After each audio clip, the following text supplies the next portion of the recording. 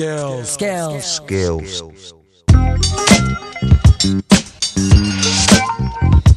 Welcome to Jeopardy! The final Jeopardy answer is the height of Mount Fuji. Suzanne, you have 30 seconds. Oh.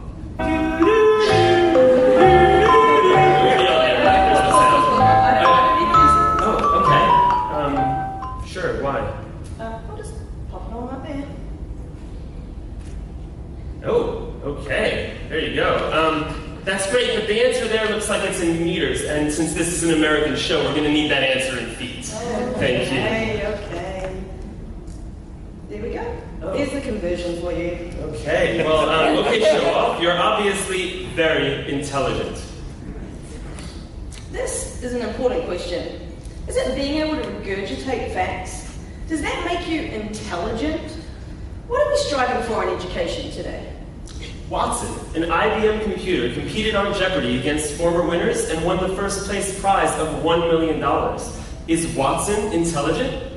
Billy, did you know that a robot took the entrance exams for Tokyo universities and placed them in the top 20%? That's crazy. How can we help the kids to excel at things that humans will always be better than AI at?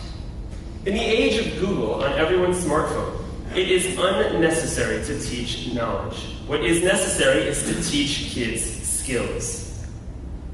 Skills to connect their thinking. Skills to collaborate with others. Skills to organize and work efficiently. Skills to express their ideas effectively. And skills to gather information. We call this skills-first approach to teaching. Now, I know what you're thinking, this is not revolutionary, and it's not. We are just suggesting that a better way forward would be to shift the spotlight from content to skills. We're not suggesting to get rid of content at all. We think schools should teach skills through content, not content through skills. Skills should be central to planning, the backbone, and should be explicitly taught and assessed. How many times have you been frustrated with students not being able to communicate their ideas well, not being able to work collaboratively, and consequently fail to develop that understanding of the concepts being taught?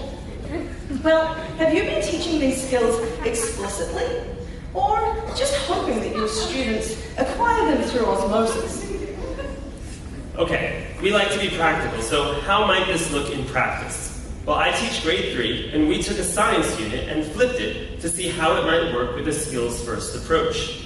In the past, this unit taught students about different simple machines and had them use their scientific knowledge to tackle challenges.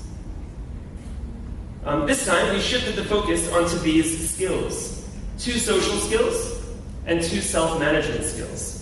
Now, of course, these skills can't be taught in isolation, so we use the ideas of simple machines to teach these skills through. And you know what? They not only learned the skills, but they actually also learned the knowledge through this unit. Now, throughout this unit, students had opportunities to learn about different simple machines and applied their new scientific knowledge when tackling challenges. During group challenges, while half the students were in small groups trying to solve a problem, the other half were taking notes and videoing those doing the challenge. They were investigating how the group worked together. Was everyone willing to take on their fair share of the responsibility to solve the challenge? Peers analyzed the good and the not-so-good things happening in groups, reflecting and discussing ways that we could all improve on our skills.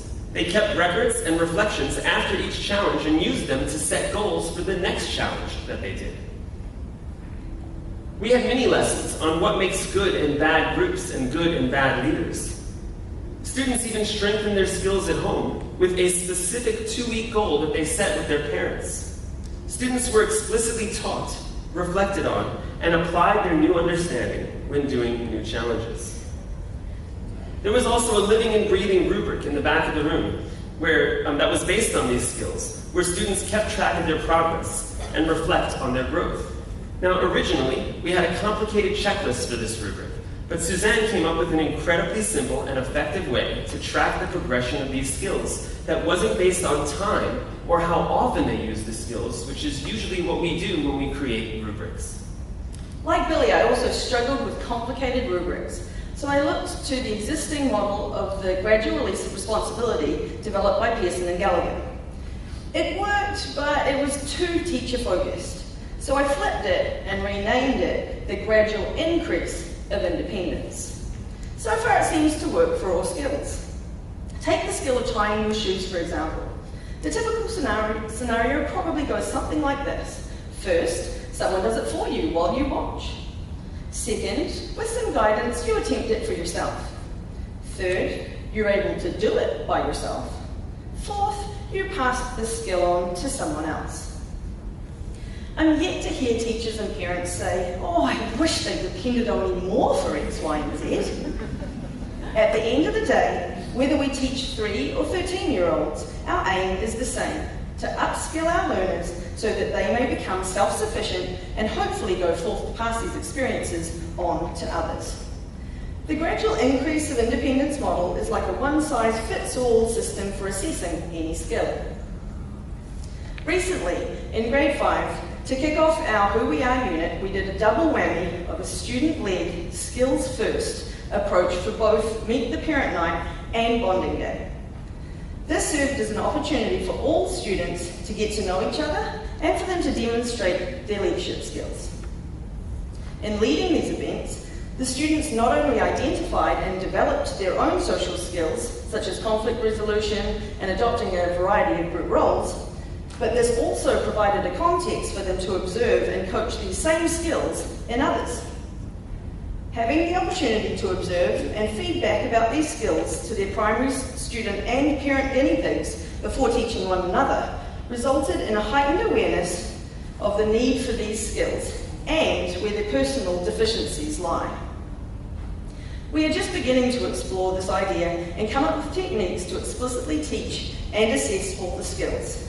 We hope that you'll be inspired to join us on this journey and share your ideas with us so we can all develop our skills together. Skills.